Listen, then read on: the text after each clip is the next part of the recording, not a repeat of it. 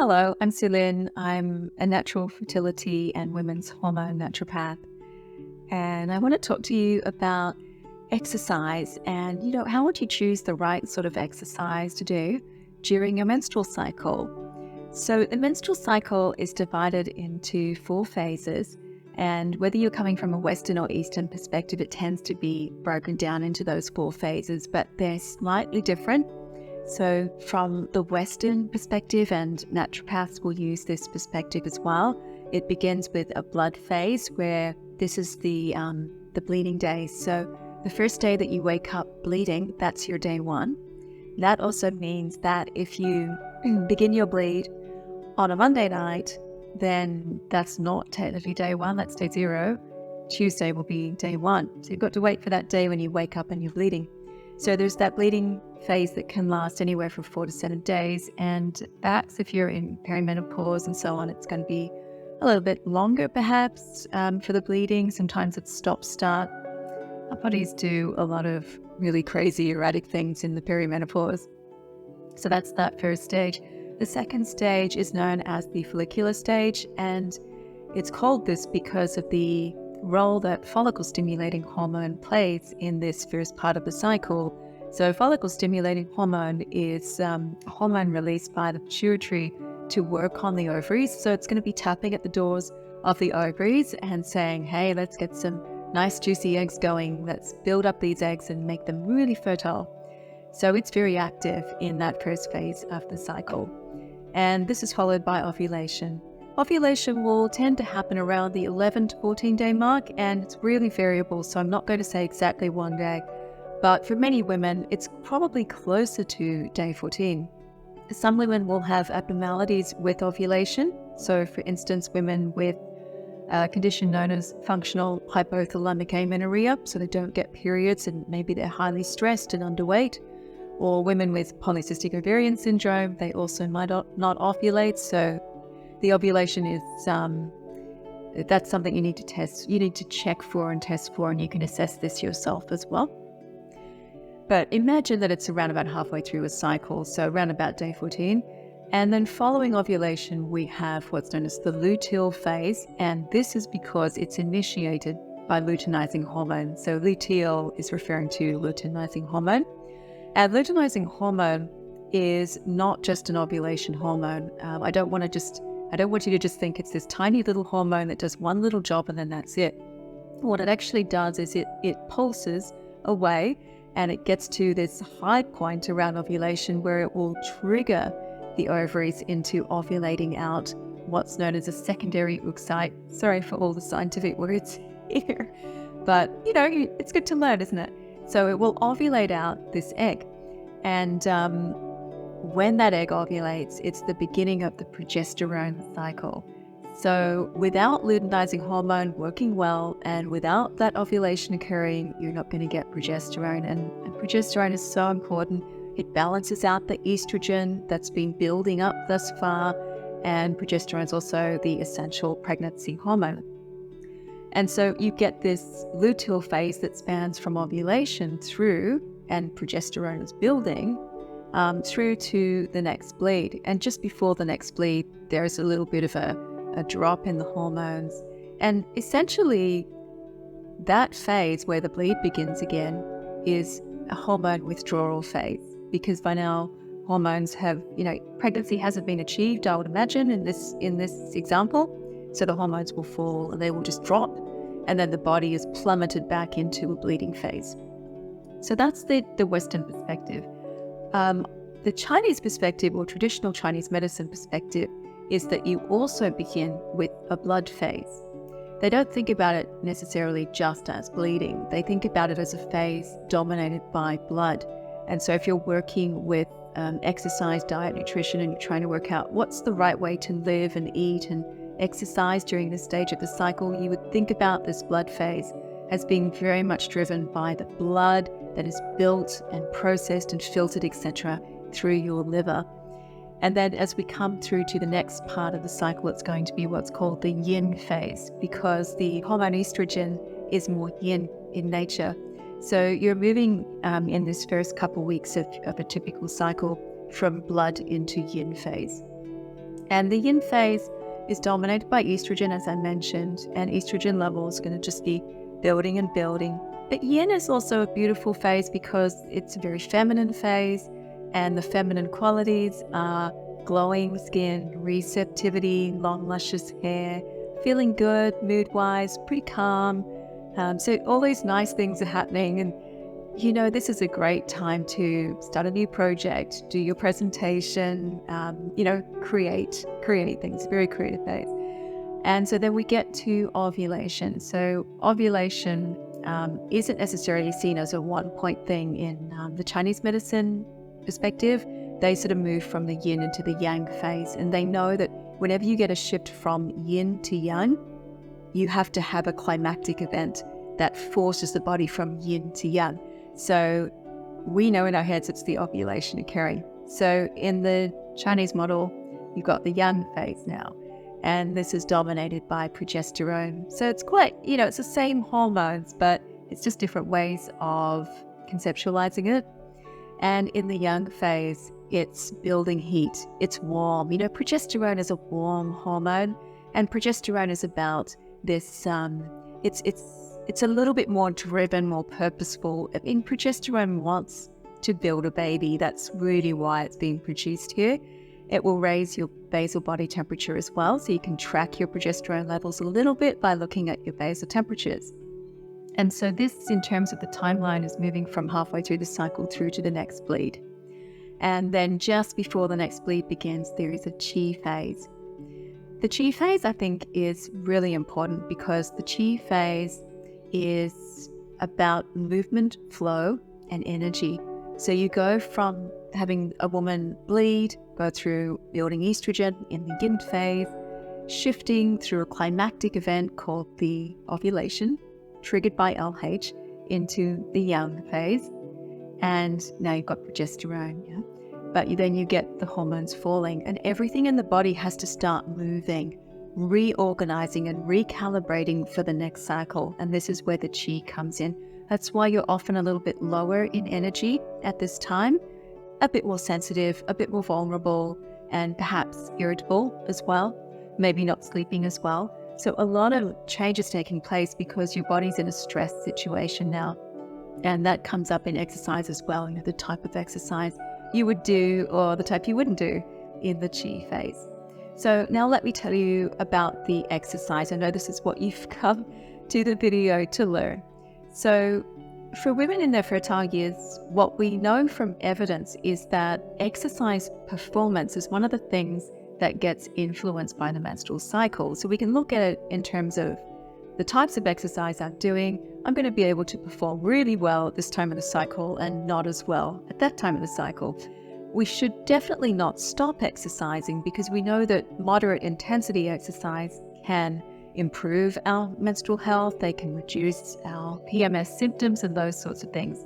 So I'm not going to tell you not to exercise. I'm just going to give you some ideas on the types of exercise that perhaps you'll perform best in and the ones that suit those 4 stages of the cycle. In the bleeding phase, physical performance is mildly reduced, and for many women, they might feel heavy as well. So women can get dragging sensations in the pelvic area, sometimes in the upper thighs. They can feel more heavy. They might have a little bit of acne and those sorts of things. You could just generally feel a little bit fatigued. And if they're having heavier bleeds, they're probably losing a lot more iron. So if this is you might have some issues with your iron stores, and this can cause fatigue as well. So the blood phase is a good time to make sure you get enough rest, to make sure that you're eating well, eating good quality foods, and that you're perhaps allowing yourself to sleep in the morning every now and then, and just let your body surrender. And the types of exercises that suit the bleeding phase are walking, stretching, yoga is wonderful, Pilates is great, and other gentle physical activities. There is some research on what we call retrograde menstruation. So this research on menstruation shows that when you're menstruating and you have blood leaving your body, if you put your body in an upside down position, so say for example you're lying on your back with your legs in the air, this can cause blood to flow back down into the uterus. And this may be linked to conditions such as endometriosis, where you get extra sort of blood stagnating and getting stuck in the body. And in Chinese medicine, it would relate to blood stagnation. So what you don't want to do is any yoga poses or any Pilates poses where you're lying on your back and your lower body is elevated. So just be aware that you don't want to force blood to come back into the body. So the types of poses that you're doing should always have you upright, ideally, or just lying flat. And stretching, any sort of stretching is wonderful, and there will be lots of stretches you can do to gently support lower back health and those sorts of things that can get a little bit achy and a bit sore in the bleeding phase. So let's move into the next phase. This is the yin phase in Chinese medicine, or it is known also as the follicular phase in Western. So this is the time until ovulation. So here is where your energy output is increased, and overall you're going to get better performance. And you can do things like high intensity interval training here. You could do boxing, you could do strength training. So in this follicular phase, it's really where your body has its focus on increasing the oxidation of carbs. It's working at a highly efficient level. It's reducing the oxidation of fats and proteins. If you're on a weight management program, or if you're just trying to improve your exercise potentials, this is the time to do it. You will get more energy, more endurance, more metabolic health to support you. And this is partly because there's less of a tendency for your body to put glucose into storage. It's more likely to be using glucose at this time. So if, for example, you enjoy cardio and you like dancing, you like moving around and getting your heart rate up, it's a great time to do that sort of physical activity, and your performance will be good as well. Moving on to ovulation. So at ovulation, and this is where you are hopefully, if you're in your fertile years, ovulating out that egg.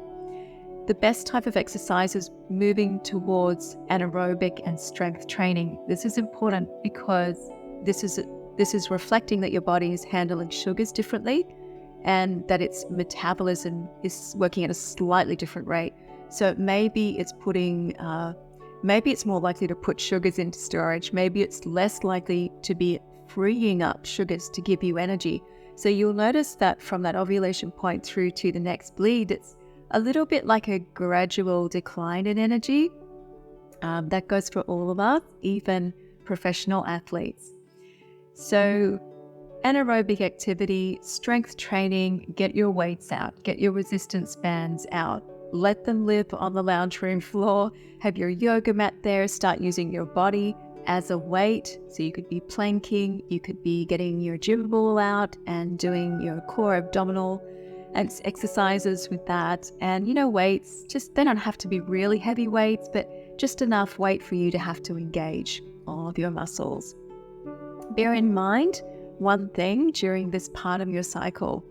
Estrogen is peaking around ovulation, and estrogen can make your joints and ligaments more lax. Perhaps this is why estrogen might help us to dance and move more freely. If you like things like salsa dancing, that's estrogen moving through your joints and ligaments and helping you turn and twist and move in all of these wild directions. So you have to be aware that you could overdo it. Just avoid straining. Make sure that you warm up before exercising, and avoid injuries. It is good news, though, also that estrogen can help you with muscle recovery. So while your joints are a little bit more lax and you have to be careful with them, you can work your muscles still, and you'll get good recovery from challenging your muscles a little bit. The resistance training is really good for that. If you're wondering, can I still do high intensity and endurance exercise? Absolutely. You can tune into what feels right for you. Absolutely. You do what feels good for you. It's just good to be aware of some of these other things. So from ovulation through to the next bleed, the luteal phase, the yang phase, this is where your body now is going to increase its oxidation of fats and proteins, and it's going to increase your resting energy expenditures. So it's a little bit of a decline in terms of energy. And there was a study done in Australia in 2020 on female athletes, and The study found that up to 71% of these athletes found their physical performance reduced during the luteal phase. And if they happen to have PMS at the same time, and PMS was present in 83% of the participants. I think there was over 124 participants in the study. So those that had PMS found that the PMS further contributed to their fatigue and reduced their physical performance. So that's a good thing to know. You will have less physical performance. You don't want to try and break your records during the luteal phase. The other change that you'll notice is that your progesterone is increasing, so you'll feel hotter more quickly. And for some of us, that makes us less prone to working out because we sweat more easily, or we just feel hot and bothered more quickly. So a good type of exercise in this last stage of the cycle, the luteal phase, or second last, is strength and resistance training. It's really good. You might need to just calm it down a little bit as you get close to the bleed, but the strength and resistance training is wonderful.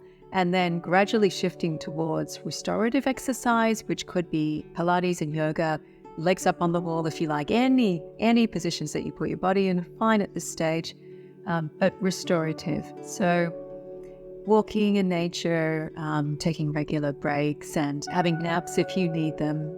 Hopefully you don't have to nap every day, but occasionally you might need to. You just want to give your body the assurance that you can restore itself if it needs to. Just know that everybody is different as well, and so the information in this video is just a guideline. It's also not diagnostic, so if you do have issues with exercise performance, menstrual cycles, see a practitioner like myself and have yourself assessed and put onto an individualized protocol.